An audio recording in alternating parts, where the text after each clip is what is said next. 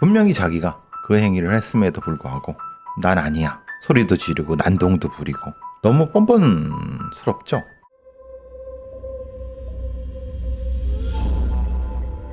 부산광역시 부산진구 양성로 91번 가길.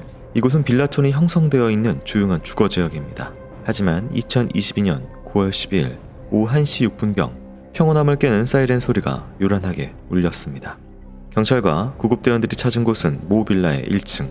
빌라 주민으로부터 신고가 들어왔습니다. 어린 학생이 울면서 도와달라고 해서 집 안으로 들어갔더니 2명의 여성이 쓰러져 있고 의식이 없다고 했습니다. 주민에게 도움을 요청한 학생은 중학교 1학년생인 박민준 군으로 경찰이 도착했을 때는 떨면서 울고 있었습니다. 1층의 현관을 열자 바로 신발장이 보였고 왼쪽에 거실로 통하는 중문이 있었습니다. 그리고 열린 중문으로 보이는 거실에 기묘한 자세로 쓰러져 있는 여성이 보였습니다. 여성은 무릎을 꿇은 채로 엎어져 있었는데 오른손은 올리고 왼손은 내린 상태였습니다. 일명 개구리 자세라고 하는데 그 상태로 상체가 바닥에 닿은 채 엎어져서 사망해 있었습니다. 시신의 오른손 옆에 부엌칼이 놓여 있었고 그 앞에 알루미늄 야구방망이가 있었습니다. 구급대원이 처음 발견했을 때는 시신 위에 이불이 덮여 있었다고 합니다. 거실의 사망자는 민준 군의 어머니 44살의 김 씨였습니다. 그런데 작은 방에서 또 다른 시신이 발견됐습니다. 민준 군의 누나 17살의 박양이었습니다. 박양은 바닥에 천장을 보고 누운 자세로 얼굴과 오른팔에 걸쳐 이불이 덮여 있었는데 피로 물든 이불은 탄화된 상태였습니다. 그리고 이불과 함께 박양의 얼굴 및 상체도 불에 타 있었습니다. 엄마와 딸, 아들 세 식구가 사는 집에서 아들만 혼자 살아남은 사건. 모녀는 어떻게 사망했을까? 먼저 어머니 김 씨의 사인은 경부 압박에 의한 지식사로 판단됐습니다. 부검인은 김 씨의 목에 있는 끈 자국과 목 근육의 산발적인 출혈, 양쪽 눈꺼풀 및 입안 점막에서 다수의 일혈점을 발견했습니다. 시신에는 상흔이 더 있었는데 왼쪽 턱 아래에 자창 하나 그리고 상처 근처에 몇 개의 절창이 발견됐습니다. 왼쪽 손가락에서도 절창이 확인됐는데 부검인은 이를 저항은으로 봤습니다. 딸 박양의 몸에서는 더 많이 상흔이 발견됐습니다.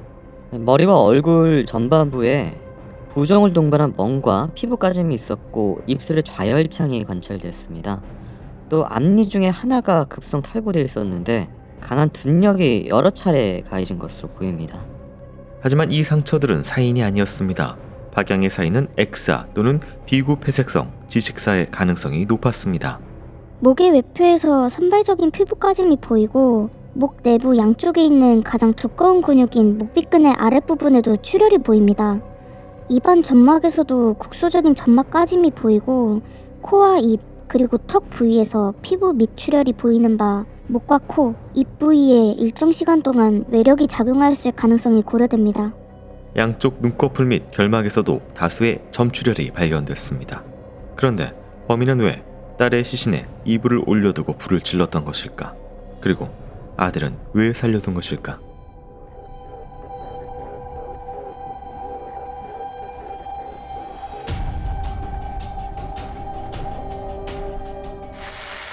안녕하세요. 이곳은 크라임 전원 진행과 연출을 맡고 있는 김PD입니다.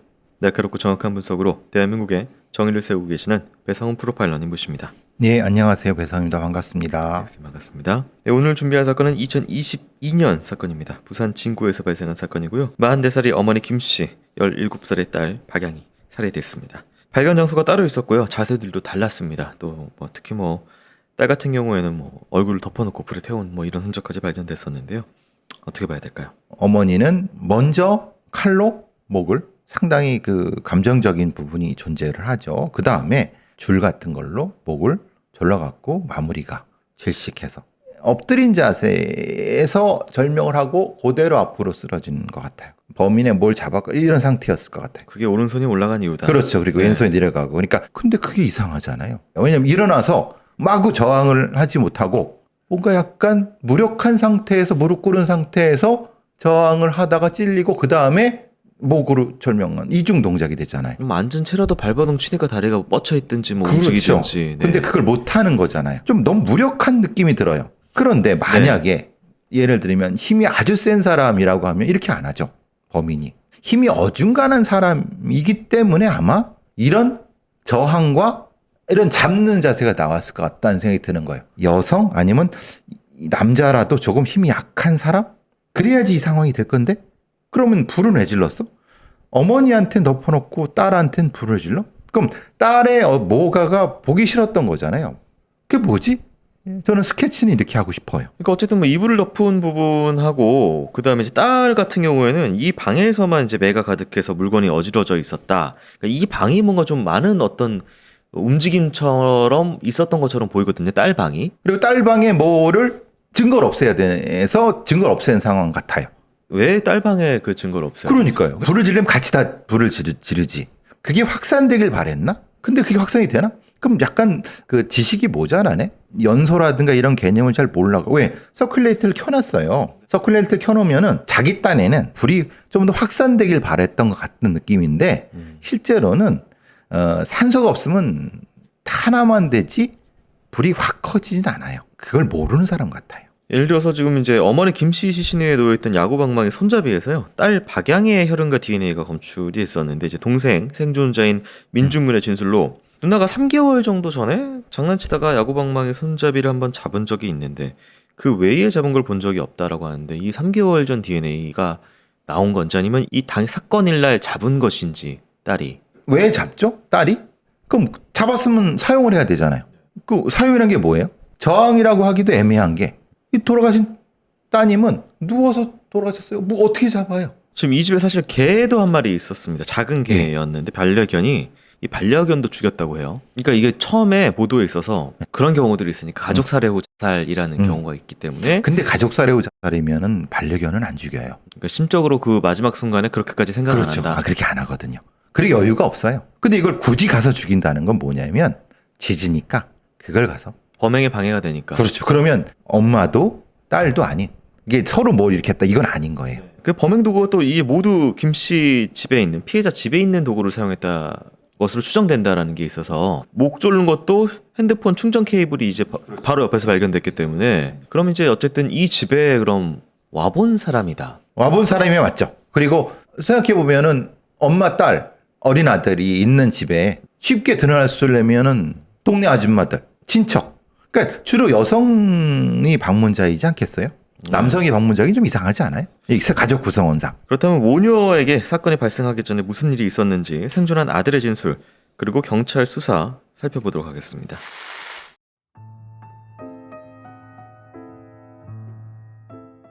수사팀은 주변의 CCTV를 분석하고 탐문을 하는 등 다각도로 수사를 이어갔습니다. 빌라의 현관, 창문, 베란다 등을 모두 살펴봤지만 강제로 침입한 흔적은 없었습니다. 범행 추정 시간대에 빌라에 들어간 사람들을 CCTV로 살펴봤지만 들어간 다음에 빌라에서 나온 사람은 없었습니다. 이건 뭘 뜻하는 것일까? 경찰은 가족에게 무슨 일이 있었는지 아들 민중군에게 들었습니다.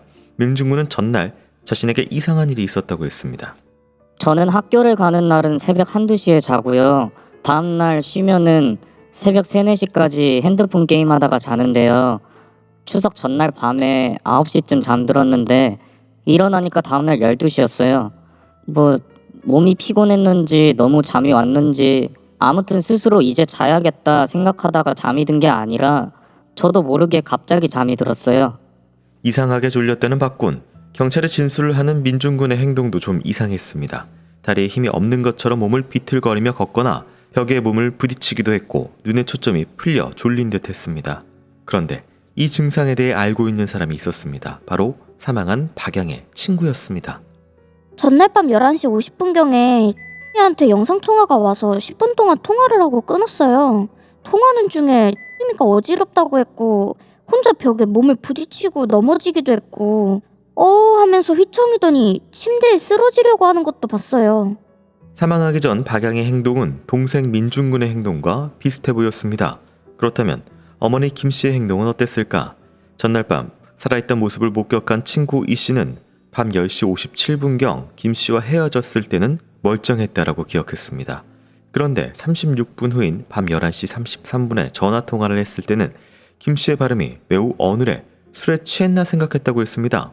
김 씨는 잠이 온다는 말을 나은다 라고 말했고 고마워는 곰바버로 알겠습니다는 알겠습니다 등으로 발음했습니다. 경찰은 국과수의 약동물 검사를 요청했습니다. 그런데 김 씨의 친구는 다른 중요한 진술도 했습니다. 피해자 김 씨는 평소에 항상 목걸이, 팔찌, 반지 등 귀금속을 착용하고 다녔고 사건 당일 친구를 만났을 때도 착용하고 나왔다고 했습니다. 하지만 시신으로 발견됐을 때는 김 씨가 착용하고 있던 귀금속이 모두 사라진 상태였습니다. 김 씨가 착용하고 있던 귀금속은 약 330만 원 상당이었습니다. 경찰은 부산 일대 귀금속 가게와 전당포를 모조리 뒤지기 시작했습니다. 그 사이 국과수에서 약동물 검사에 대한 회신이 왔습니다. 모녀 시신 혈액과 위 내용물 그리고 생존자인 아들 소변에서 같은 종류의 약물 성분이 검출됐습니다. 검출된 약물은 총 4가지로 우울 및 불안증 치료제와 조현병 치료제 그리고 불면증 치료제인 최면 진정제 등이었습니다. 약들은 모두 의사 처방 없이는 구할 수 없는 것들이었습니다. 가족은 모두 이 약을 처방받은 기록이 없는 상황. 경찰은 부산 지역 정신과 병원에서 4가지 약을 모두 처방받은 사람들의 기록을 조사했는데 딱 10명의 사람의 이름이 나왔습니다.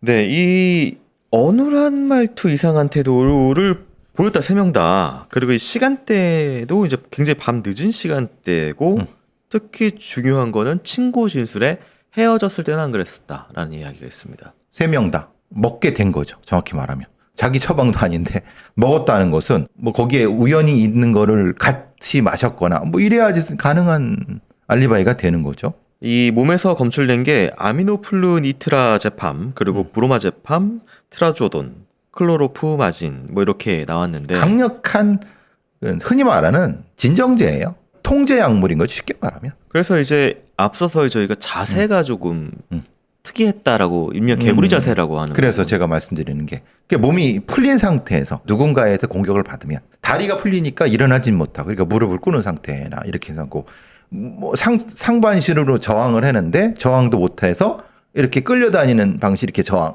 이렇게 된 것 같다는 이렇게 드는 거죠. 그러니까 이 약물 투약 시기가 더 중요해 보이거든요. 어머니는 11시에 들어갔고 11시 30분엔 이미 풀렸기 때문에 뭘 먹었으면 10시, 11시에서 11시 반 사이. 그 사이죠. 네. 그리고 이 약이 강력한 거 보니까 네. 많은 양을. 이 사람이 이 시간에 뭘 먹는다라는 걸 알아서 미리 준비해서 넣어놓다고 하기에는 3명에게 다 투약을 해야 되는 상황이기 때문에 그렇죠. 그건 안 되죠. 그 현장에 있어야 되네요. 그렇죠. 누군가 네. 뭐 이거 마셔? 아니면 같이 먹자? 라고 하고 쭉쭉쭉. 그리고 이제 김 씨 같은 경우에는 이제 귀금 손에다 뭐 손찌라고 하는 부르는 뭐 이런 것들을 적어 금이죠, 있었는데 330만 원 상당이 없어집니다.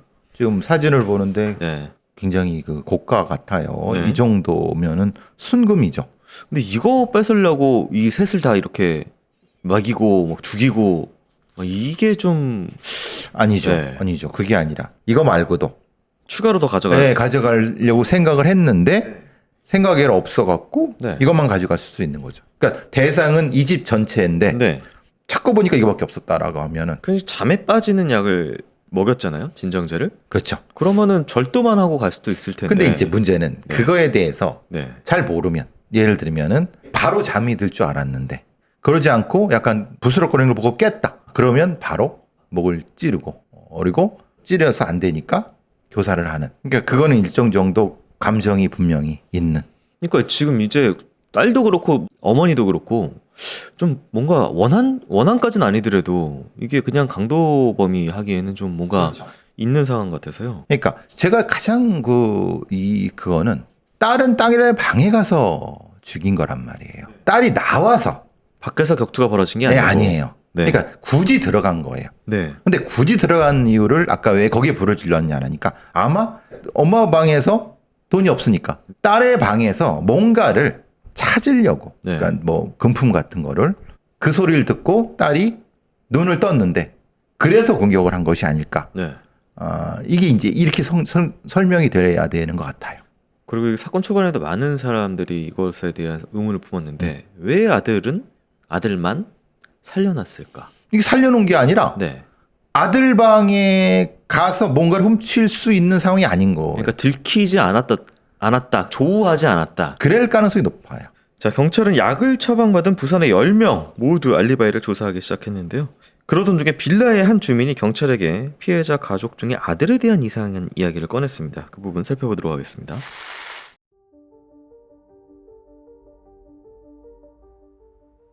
경찰은 사건이 발생한 빌라 주민에게 묘한 이야기를 들었습니다. 혼자 살아남은 민준군이 수상하다는 이야기였습니다. 그 집에서 그 가족 중에 혼자서 살아남았다는 게 이상하지 않아요? 아들이 거짓말하고 있는 것 같아요. 아니, 애가 살아남은 것도 이상하고, 그러니까 아들이 의심스럽잖아요. 안 그래요?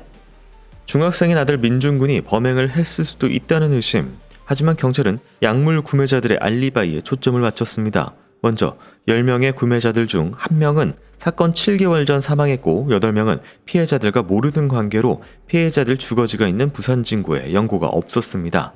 이들 8명은 추석 연휴 기간 가족들과 함께 있거나 입원 중이었고 휴대전화 위치 기록도 부산 진구에 있던 사람이 없었습니다. 10명 중 9명의 알리바이가 확인됐습니다. 이제 마지막 남은 건 1명. 그런데 놀랍게도 이 1명의 주소지는 피해자들이 살고 있던 빌라 3층이었습니다. 그리고 생존자 민준군은 경찰 조사에서 이 주민에 대한 진술을 한 적이 있었습니다. 전날 밤에 집에 혼자 있었는데 8시쯤에 3층 아줌마랑 아줌마 딸이랑 집에 놀러 왔었어요. 3층 아줌마는 TV 보고 있었고 저는 그 아줌마 딸이랑 놀다가 9시쯤 잤어요. 그 3층 아줌마하고 딸은 집에 안 가고 엄마를 기다리는 것 같았어요. 아줌마가 목에 좋다고 도라지물을 줘서 먹었는데 되게 맛있었어요. 쓴맛이 강했어요. 경찰은 3층 여성을 참고인으로 불러 조사했습니다. 여성은 50대 허씨로 김 씨의 집에 갔던 날에 대해 이렇게 이야기했습니다. 저녁 8시쯤에 1층에 갔어요. 김 씨를 기다린 건 아니고 막내딸이 오빠랑 논다 하니까 데리고 갔어요. 네, 내가 민준이한테 과자도 주고 도라지청 담은 게 있어서 그거 물에 타서 먹으라고 줬어요. 그거 민준이만 먹은 거 아니에요. 우리 딸하고 나하고 셋이서 먹었어요. 하지만 민준군은 도라지물을 혼자 마셨다고 했습니다. 민준군은 그날 허씨가 어두운 색 바지에 흰색 반팔 티셔츠를 입었는데 검은색으로 작은 글자가 쓰여 있었다고 했습니다. 하지만 허씨는 흰색 티셔츠를 입지도 않았고 집에 흰색 티셔츠는 한 장도 없다고 했습니다. 그러자 경찰은 허씨에게 CCTV 영상을 내밀었습니다. 사건 이틀 전과 그 전날 검은색 글씨가 작게 쓰여진 흰색 반팔 티셔츠를 입고 빌라 근처를 걸어다니는 허씨의 모습이었습니다. 보니까 내가 입고 다녔네요. 근데 지금은 없어요. 옥상에 말려놨는데 없어졌어요. 내 것만 없어진 게 아니고 딸 것도 없어졌어요. 나도 지금 그거는 모르겠어요. 나도 답답해요. 그러던 중 약물을 처방받은 사람이 허씨로 밝혀지자 경찰은 허씨를 피의자 신분으로 돌리고 살인 혐의로 체포했습니다. 하지만 허씨는 억울함을 호소했습니다. 내가 도라지 물을 줬지만 민준이는 안 자고 있었어요. 내가 집에 가려고 할 때까지 안 잤어요. 집에 가려고 할 때 김씨한테 전화가 와서 받았는데 그때가 11시쯤인가? 그래서 김씨하고 맥주 한 캔 하고 20분 정도 있다가 3층 집에 왔는데 그때 민준이가 인사도 했어요. 걔가 거짓말하는 거 아니에요? 가족 중에 걔가 혼자 살아남은 게 안 이상해요? 그런데 허씨는 억울해서라기보다는 처음부터 민준군이 범인일 것 같다고 말해왔습니다. 혼자 살아남은 아들이 이상하다고 진술한 빌라 주민이 바로 허씨였던 겁니다.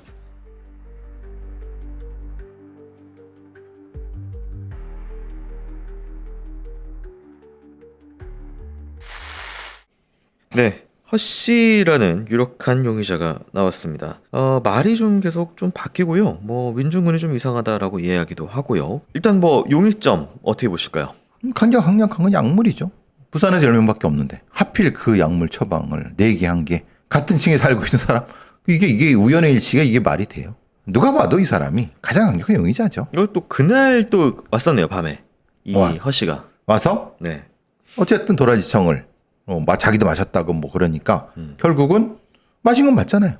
근데 이제 범인인데 허씨는 자기 딸하고 같이 내려가서 TV 보고 일명 좀 노닥거리다가 그리고 도라지청도 주고 같이 마셨다는 이야기도 하고 딸이 같이 이렇게 있는 상황에서 이런 것들이 진행이 된 이유가 딱히 있을까요? 아니 근데 딸하고 오면은 더 의심 안 하지 않을까요? 의심을 안 받을 거라고 생각을 해서 그리고 딸은 그 상황에서 당연히 멀리 올려보냈겠죠. 그 상황은 사실 큰 이 허씨가 만약에 범인이라고 하면은 유리한 상황을 이렇게 했을 수 있죠. 그리고 좀 계속 걸리는 게 네네. 중학생 아들이 범인이라는 얘기를 계속 하면서 아까 제가 말씀드린 것처럼 칼하고 야구방망이를 계속 이렇게 마치 보란 듯이 이렇게 한 거는 무슨 이유가 있나? 계속 그게 계속 찜찜하네요. 아들이 죽인 것을 연출을 좀 그런 느낌이 완전 들어요. 사실 누가 봐도 이상하죠. 아니 둘은 죽었는데 왜 쟤는 살아있어? 그렇지만은 아까 제가 설명드린 것처럼 그 중학생한테는 사실은 훔칠 게 없으니까 네. 굳이 공개할 이유가 없었죠. 네. 그러면서 대략 쟤한테 뒤집어 씌우면 되겠다 이런 생각도 했을 수 있는 거죠. 뭐 지금까지는 가장 유력한 용의점을 받고 있는 허 씨인데요. 허 씨의 범행을 본 목격자는 또 딱히 없었습니다. 그래서 경찰은 최대한 증거를 모으는 데 주력을 했는데 허 씨가 계속 범행을 부인합니다.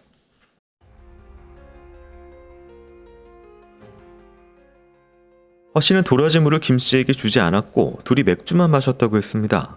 경찰이 거실 탁자에 있던 맥주 캔 2개를 검사했지만 허 씨의 지문 및 DNA는 검출되지 않았습니다. 또 범행 도구로 의심되는 부엌칼에서도 피의자 허 씨의 지문은 물론 김 씨의 지문조차 검출되지 않았습니다. 허 씨와 관련된 증거가 나오지 않자 경찰은 초조해졌습니다. 그런데 피해자 박양의 방에서 박양 신체 일부와 함께 탄화된 이불에서 혈흔과 함께 타액이 검출됐습니다. 또 박양의 DNA와 피해자의 DNA가 혼합돼서 검출됐으며 피의자의 DNA가 박양의 DNA보다 많이 검출됐습니다. 하지만 허 씨는 이불에서 자신의 DNA가 나온 건 별것 아니라고 했습니다. 사건 전날인가 전전날에 김 씨하고 같이 딸방을 구경하려고 들어갔어요. 침대에 앉아서 오래 이야기를 했는데 말하면서 침도 튀고 이불도 만져보고 침대에 눕기도 했으니까 당연히 제 DNA가 묻었겠죠. 하지만 유전자 감식을 진행한 연구원은 허 씨의 주장에 반박했습니다. 단순히 이불을 손으로 만지는 것만으로 피의자의 DNA가 피해자의 DNA보다 많은 양이 검출되기 어렵다는 것입니다. 또한 대화 혹은 기침을 할 때 비말이 튀는 것만으로 그 정도의 진한 농도의 타액이 검출되긴 어렵다고 했습니다. 경찰은 허 씨의 집을 압수수색했고 피해자들 몸 안에서 발견된 약물과 똑같은 알약들이 무더기로 발견됐습니다. 집 냉장고에는 허 씨가 만들었다는 도라지청도 있었습니다. 도라지청 자체에선 약물 성분이 나오지 않았습니다. 그런데 범행 과정을 추적할 법한 도구가 허 씨의 가방 안에서 발견됐습니다. 그건 바로 절구공이었습니다. 누가 절구공이를 가방에 넣고 다니겠습니까? 아무튼 절구공이를 감식한 결과 절구공이 머리 부분에서 4가지 약물 성분이 검출됐습니다. 이에 대해 피의자는 3년 전 자살을 시도할 때 알약을 빻았으니 검출됐을 것이라고 반박했습니다. 어떤 증거가 나와도 절대 범행을 인정하지 않은 허 씨. 경찰은 허 씨가 당시 경제적으로 힘든 상황이라는 것을 확인하고 비슷한 수법으로 범죄를 했을지 모른다는 가정하에 주변을 탐문했습니다. 그러자 놀랍게도 피해자가 나타났습니다. 모녀 살인 사건이 발생하기 10일 전 발생한 일이었습니다. 피해자 말로는 2022년 9월 1일에 허 씨하고 만나 삼계탕을 먹었는데 허 씨가 자꾸 피해자 집으로 가자고 해서 집으로 데려갔다고 합니다. 집에 들어갔을 때 허 씨가 직접 만들었다며 도라지청 한 통을 줬고 보온병을 꺼냈더니 기관지에 좋다 마셔봐라 라면서 머그컵에 보온병 물을 따라줘서 다 마셨다고 합니다. 그런데 지인은 허 씨가 준 도라지물을 마시고 이후 기억이 없다고 했습니다. 허 씨가 집에 가는 것도 보지 못하고 잠들었다는 겁니다. 다음날 일어났을 때 지인은 머리가 멍하고 힘이 없고 어지러웠다고 했습니다. 이에 말까지 어눌하자 지인의 아는 언니가 뇌졸중이 온 것 같다며 119를 불러 병원에 갔다고 했습니다. 몸에 이상은 없었지만 허 씨가 다녀간 후로 집에 있던 귀금속들이 없어졌다고 했습니다. 하지만 이때는 단순히 절도의 의심만 들던 범죄. 김 씨와 박양은 왜 그리도 잔혹하게 살해당한 것일까?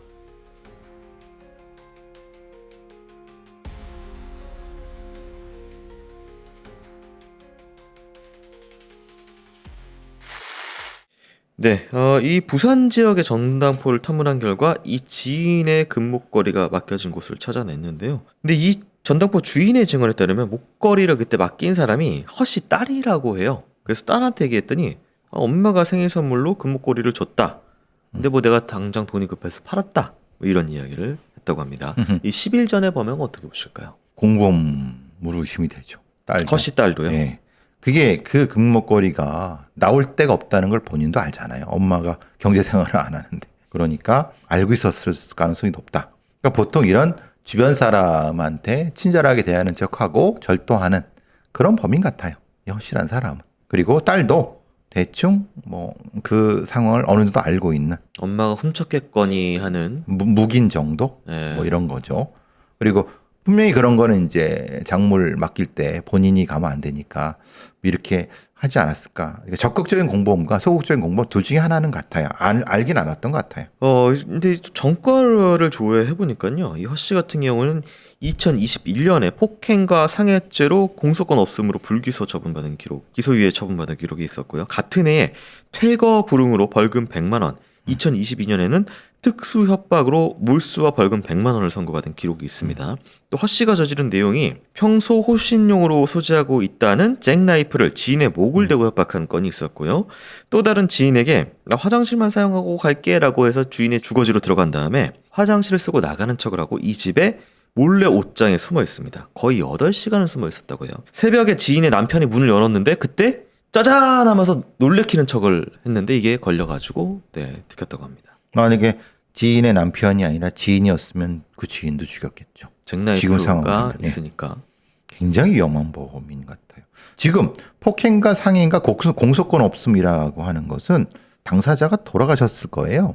그러니까 그때도 사실은 더 위험했을 수도 있는 거죠. 이 범행이 딱히 특별한 어떤 죄책감을 가지지 않고 훔치고 때리고 협박하고 이런 것이 익숙한 그런 전문 범죄자 같아요. 허 씨 같은 경우에는 오른손 두 번째 손가락에 칼에 베인 상처가 있어서 본인의 경찰 진술대 내가 옥상에서 키우던 고추를 따서 다듬다가 칼에 베였다라고 했는데 옥상 올라가 봤는데 일단 키우는 고추 없었고요. 경찰이 시범 보이려고 하자 자세를 잡는데 어떻게도 그 자세가 상처가 나는 자세가 안 나왔다. 따다가 베일 수가 없는 상처인 거죠. 예, 그리고 이제 허 씨가 법정에 들어가서도 뭐 마지막 순간까지 절대 범행을 인정 안 했는데요.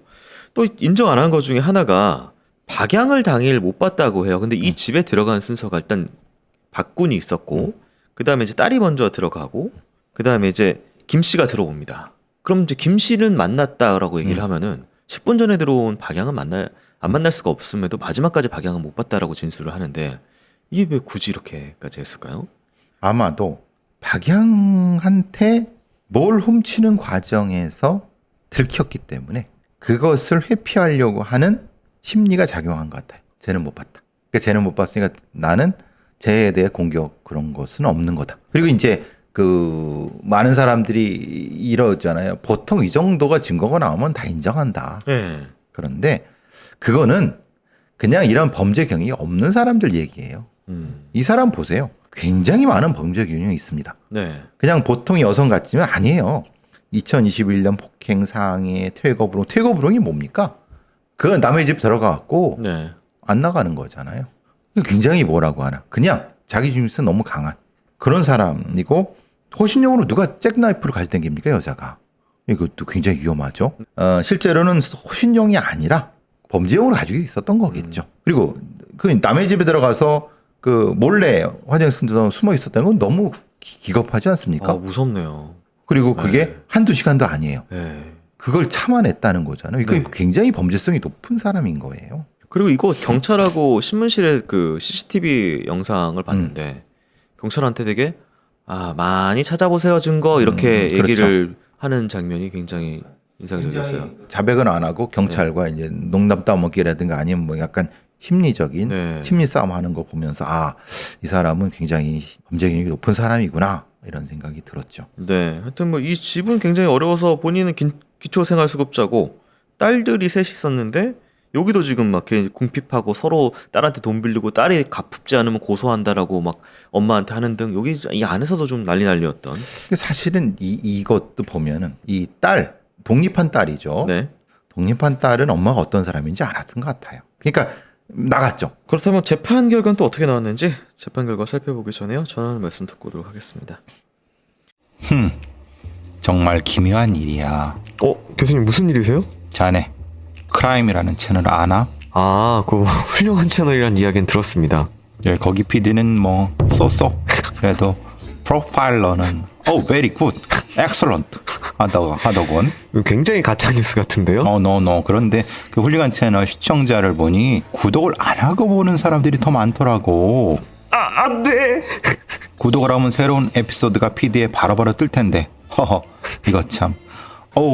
훌륭한 프로파일링 다 놓치시겠네. 여러분의 구독과 좋아요가 프로그램의 유지와 성장에 엄청 큰 힘이 됩니다. 구독해주세요. 제발. 제발. 1심 재판 결과 살펴보도록 하겠습니다. 피고인은 피해자들에게 약물을 먹일 때까지는 피해자들을 살해할 생각을 하지 못하였을 수도 있다. 그렇다면 피고인은 피해자들이 약물에서 잠시 깨어났을 때 범행을 멈추었어야 했음에도 불구하고 자신의 범죄를 들키지 않게 하기 위해 너무나도 큰 범죄로 나아갔다. 피고인은 수사 초기 단계에서부터 이 법원에 이르기까지 자신의 범행을 일체 인정하지 않은 채 납득할 수 없는 변명만으로 일관하였고, 심지어 수사 과정에서 엄마와 누나가 잔혹하게 살해되어 그 충격에서 벗어나지 못하고 있는 피해자 박군에게 자신의 범행을 덮어 씌우려는 태도마저 보였다. 피고인에게서 범행에 대한 참회나 반성, 피해자들과 유족에 대한 애도나 사죄의 감정은 조금도 찾아볼 수가 없다. 라고 1심에서 무기징역이 선고가 되고요. 대법원에서 확정이 됩니다. 너무 뻔뻔스럽죠. 분명히 자기가 그 행위를 했음에도 불구하고 난 아니야. 뭐 여러 가지 소리도 지르고 난동도 부리고, 이게 감정이 없는 무감한, 이게 진짜 사이코패스 같다는 생각이 들어요. 이런 사람들이. 보통의 범죄자는 네. 사이코패스 같지만 소시오패스가 많거든요. 네.